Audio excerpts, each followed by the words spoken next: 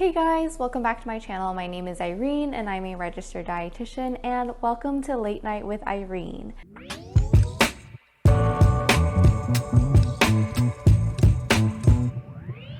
So today we're going to be baking some cookies for a cookie exchange that I have at work next week.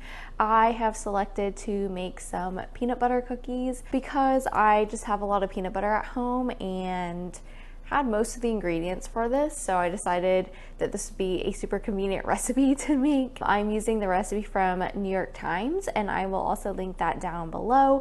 It's reviewed pretty well and it doesn't look too hard to make, so hopefully I won't screw anything up. I'm notorious for not being super good at baking, especially.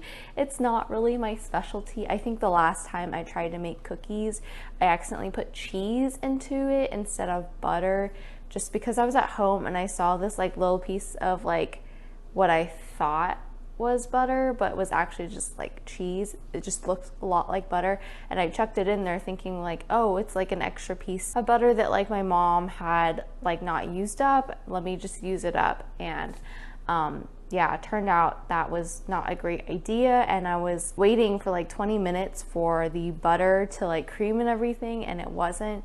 And anyway, so hopefully this time is not as disastrous as the last time I made cookies. So to start, I think I'm just going to be using some all-purpose flour and baking soda, baking powder, and salt. And I'm going to be sifting that. And while I'm baking today, I thought that I would talk kind of about money and how much dietitians make, because that's a question that I get pretty often. I have a lot of people asking me like, what is your salary? Like, how much do dietitians make?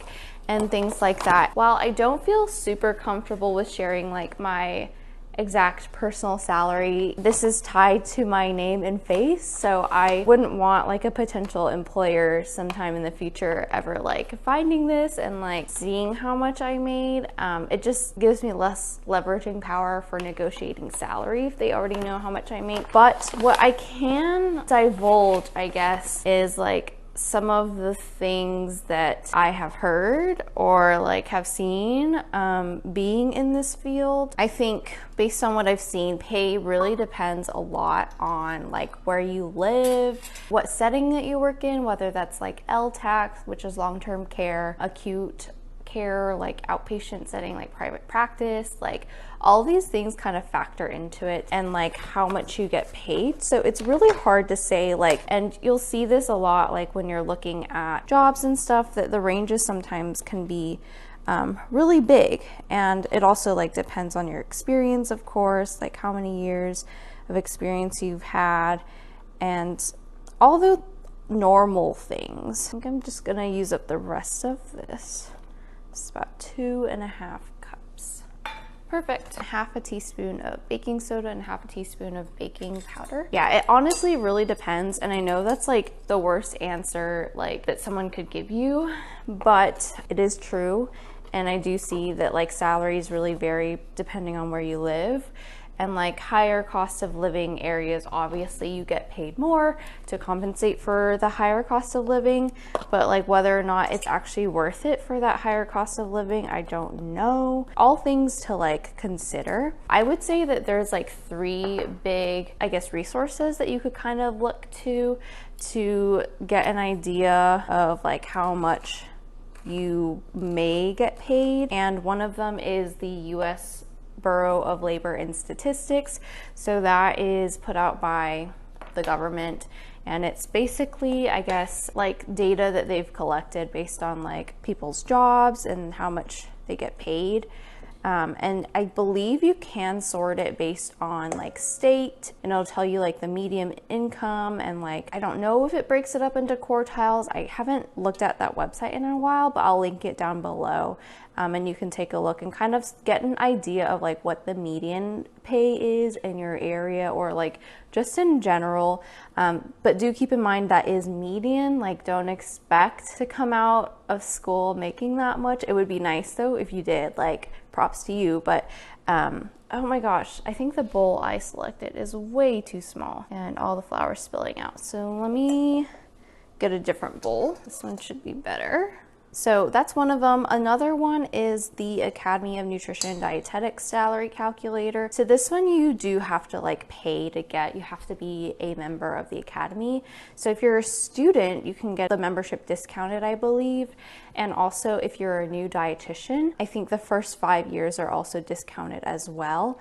So it's not, I don't know how much the full membership price is, but when I paid for it this year, it was about, I want to say like $115-ish. So it's, I mean, it's still a chunk of money. There are like some benefits with the calculator being like a main one, but I just don't know that if it was like any more expensive if I would pay for it. But with that calculator, you can like sort through like based on your setting, like years of experience, where you live, like the size of the organization, and it'll tell you how much you should be getting paid. Just keep in mind it's like a ballpark range, and it is something that you could use like going to an employer to negotiate salary, and you can be like, hey, this is like data that I found, like can you know, match this or get closer to it or something like that. So that is something that is like kind of useful. It is supposed to be based on data from other RDs that have like probably filled out a survey or something like that. So that is another good resource. So I have sifted all the stuff, and then I also did already blend up some peanuts in my NutriBullet. I don't have a food processor, so that's fine. And some of them are like, they're not quite breadcrumb texture, but this will do. And then next is beating butter in an electric mixer. So yeah, and then a third resource that I think that you could look at is USA Jobs. So USA Jobs is like government jobs, and there are positions like for dietitians, and they do post like the salary ranges. So you can look and see like, oh, the salary range for this like supervisor dietitian job at this city in this state, the range is about this much, or things like that. So I think that that is also helpful to look at, is like what government would pay. I will say though that most of the jobs are like working in the VA, or like some of them might even be like a dietitian or like health coach for like the Army or something like that. So it's like those types of jobs. It's not going to be anything like peds or anything, unfortunately, but it is like a pretty good resource to look at if you're wanting to compare like salary. I don't know what end of the bracket most people fall into. I do know that like a lot of the salary ranges are pretty big. I don't know, like $40,000, $50,000. So I'm not quite sure how like negotiating goes, or like how many people actually reach the top end of the bracket. I think it might be like you probably get in closer to the bottom half of the salary bracket, and then as you accumulate years there, you probably increase your salary. I'm not quite sure. Never worked for the government or like in that part of the government before, so I have no idea. Okay, so I don't think the cord on my mixer is long enough to actually mix here, so I will be right back. I will mix in this butter, and I think I also have to cream in sugar and eggs, and then we'll add in the rest of the stuff. Okay, that took a lot longer than I thought it would. All the stuff kept getting stuck to the little whisks, and I had to like keep like taking the butter out and everything, but here it is finally. Well, there's some bits that aren't completely mixed, but I will like fold it all together, and I think that's fine. I don't know if this is actually what it's supposed to look like, but hopefully this is good enough. Oh, the one thing that I forgot to do was the vanilla. I was supposed to beat in the crunchy peanut butter before the eggs and after the sugar and butter. Oops. That's okay, I can do that now. So going back to the topic of money, even though I'm not going to divulge my current salary, I do feel like I can talk about like my previous salaries and previous dietitian and nutrition related jobs. So my first like nutrition related job was when I was at WIC, and I was not yet an RD. I did have a bachelor's degree in nutrition, but I was still in school getting my MPH and studying to become an RD. So that job, I was technically a temporary employee, and it worked out fine because I was able to not work full time. Like I could take days off like flexibly. Like if I just was slammed with like coursework or something, like one week I could be like, hey, I really need to take like Friday off to study or something. And there usually was not an issue because I did not have to work 40 hours a week. So that was really nice. But at that job, I was paid hourly, and I think my ending salary or like hourly rate was $18 an hour, and that was like 2 years ago now. And I know more recently the city that I worked for, they had raised their minimum wage. So everyone there makes like, I don't know if they raised it to $20 or $25 as the minimum wage, but you would be making like significantly more because of that now, at least at the city that I was in. So that's like a job that like you don't have to have a credential for. And then obviously after I got my RD, my first job, I was working at an acute care hospital. It was a very small hospital. I think like our census was usually like only between maybe 40 and then up to like, I don't know what the high was, maybe like 70, 80. So it wasn't a very big hospital, but it was kind of more rural. So the thing with like working at rural hospitals is they're just like so desperate to get anyone in there that they will pay a lot more. So at that job, I was also hourly, but I was full-time.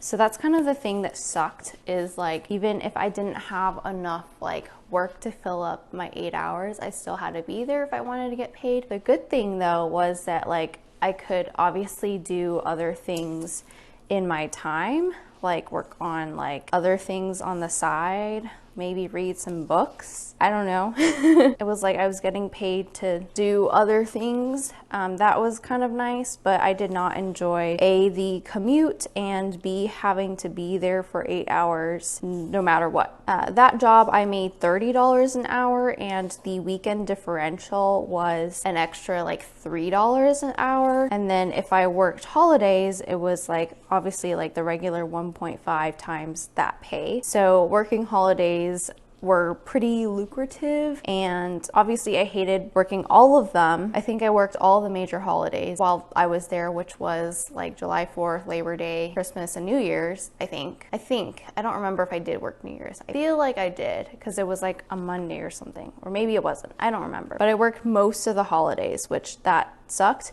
But the good thing was they did let me like work from home for a lot of those. Well, not a lot of them. It was just for like Christmas and Thanksgiving that I worked from home for those holidays. So that was nice for flexibility, being able to go home and see my family. But in the end, I feel like it wasn't really worth it, especially just for having to be by myself. I didn't love the environment and like the culture there. It just wasn't my thing. I'm not like a rural like country girl. I'm a city girl. I'm a high maintenance city girl. So I was not thriving there. Here's like what it should look like with the peanut butter in there. So I think this looks about right.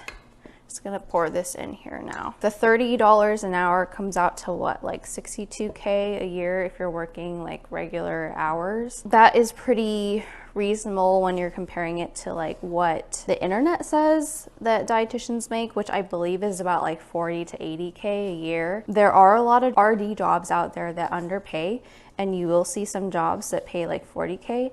And I would urge you to not apply for them, because I feel like it's important that like employers know that if you're going to underpay us that much, no one is going to fill that position. It's just not acceptable. I think that if you're looking to get rich as a dietitian, you should look elsewhere, because this is definitely not the field. There are other easier ways to get rich. Similar amounts of schooling, like PA school. It's a 4-year bachelor's degree and then 2 years of PA school, and you come out making like 6 figures, I think. I think also people joke that like being a dietitian is like a housewife's job, because it's like a lot of people that become dietitians are upper middle class, and like because it like doesn't pay that much, it's kind of just like, I guess, something that people do to pastime, I don't know. But I think like it is kind of true, because I feel like a lot of people, like unless you have a spouse that is making significantly more than you, it is really hard to pay for things like buying a house or a new car and things like that just on a dietitian's salary. And I don't want to like discourage anyone from becoming a dietitian, because I truly love my job. Like, I wouldn't trade it for anything. I just feel like, realistically speaking, if you want to know what you're getting into before you get into it, like, these are the truths. I don't think that I could support myself and the lifestyle that I want to live if I was living on my own. Like, I really don't think that that would happen. I would have to like cut out a lot of things, like maybe like going out or like, I don't know, different things. I also think that like part of the reason why like becoming a dietitian wasn't as burdening for me was because my parents really did like help me pay for school. So I didn't actually graduate with any debt, and that is amazing. And I thank my parents for helping me out, and I know that not everyone is that privileged. And I think that that's also like an issue, is like, in a way it gatekeeps like the kind of people that can become dietitians, because like the cost of entry is so high and the rate of return is not that high. There are definitely issues with that, and I don't discredit that. Oh my gosh, I feel like I'm like working up a sweat just like folding in this hour and stuff. But yeah, school costs a lot. In case you don't know, a master's degree, I think my master's degree was probably more expensive than my bachelor's degree, partially because I did choose like a lower cost university to go to for undergrad. I went to an in-state school, and so that was not very expensive. And then for my master's degree, I went out of state, and so that was very expensive. All things to consider. Yeah, I just wanted to be transparent about like really the financial costs of becoming a dietitian, because I feel like that's really like a thing that a lot of people are concerned about. And like, while people love the field of nutrition and like the topic, it's really a matter of like, do you love it enough to like sacrifice things in your life to like obtain it, or do you have like the financial means to pursue this thing? But to sum it up, basically to become a dietitian, you need 4 years of undergrad plus 2 years of master's plus 1 year of unpaid internship, and you come out making like, if you're lucky, you make like 60 to 70K a year. And obviously that's also depending on where you live. I feel like I keep getting questions about like salary, even though this information is available on the internet. And like when I look it up, this is like the same information that I found as well. It's kind of hard to believe. And also like some of those salary ranges are very wide. I can understand that you're like not sure, am I gonna come out making 40K or am I gonna come out making 90K, you know, who knows? I'm here to tell you that what the internet says is pretty close to reality, I think, in my opinion, and based on like what I've seen and what I've heard from other people in this field as well. I think that this is like finally done now. Where do you add in the peanuts? Oh, okay. After you stir in, okay, yeah, now I add in the peanuts. Oh boy. Anyways, I think it's really important to point out also that like this is like from my single point of view. I have really only been in acute care clinical positions. I haven't been in like industry or like private practice or anything like that. So I really don't know what the pay is. And there's like a lot of different factors also. There's some specialties I feel like that definitely pay more, like dialysis definitely pays a lot more than community health. Like if you're working a PRN job, the hourly rate is going to be much higher than if you are working full-time, because you don't have those benefits, and so they can afford to pay you more. Lots of things like that. I think that this is done now. I am probably gonna save the majority of this dough and then bake it fresh like Tuesday night before the cookie exchange. But I do want to bake a couple just to make sure that they do taste good and I didn't screw anything up. So I'm gonna just do a couple like plops of dough onto my parchment lined baking sheet and then put them in the oven for 11 to 12 minutes until they are baked. All right, so we have our cookies here. I only decided to make 4 and just save the rest to bake on like Tuesday night before the cookie exchange. But I just wanted to try them out and make sure that they tasted good. All right, so let me give it a try.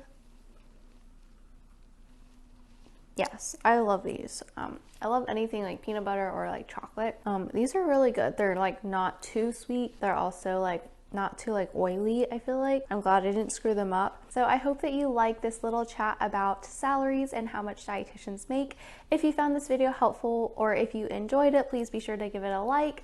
Let me know down in the comments below if there's any other foods that you want me to make or any other questions or topics that you would like me to address in this kind of video. Be sure to subscribe and I'll see you next time.